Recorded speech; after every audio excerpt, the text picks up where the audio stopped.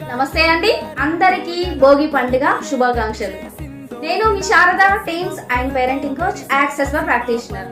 భోగి పండుగ అంటేనే పాత వస్తువులన్నీ వదిలేస్తాం కదా, కానీ ఈ రోజు నేను మీకు ఒక కొత్త రకం భోగి గురించి చెప్పబోతున్నాను. కేవలం వస్తువులే కాకుండా మన పిల్లల మీద మనకున్న కోపం, కంపారిజన్, ఫ్రస్ట్రేషన్ ఇవన్నీ కూడా వస్తువుల్లాగే నలిపి పక్కన పెట్టేయాలి.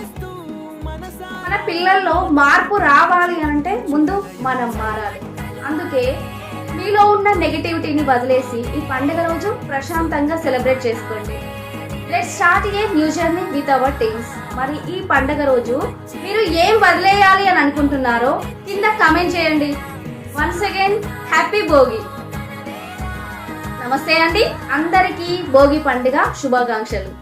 నేను మీ Sharada teams and parenting coach, access practitioner. Bhogi పండుగ అంటేనే పాత వస్తువులన్నీ వదిలేస్తాం కదా, కానీ ఈ రోజు నేను మీకు ఒక కొత్త రకం భోగి గురించి చెప్పబోతున్నాను. కేవలం వస్తువులే కాకుండా మన పిల్లల మీద మనకున్న కోపం, కంపారిజన్, ఫ్రస్ట్రేషన్ ఇవన్నీ కూడా వస్తువుల్లాగే నలిపి పక్కన పెట్టేయాలి.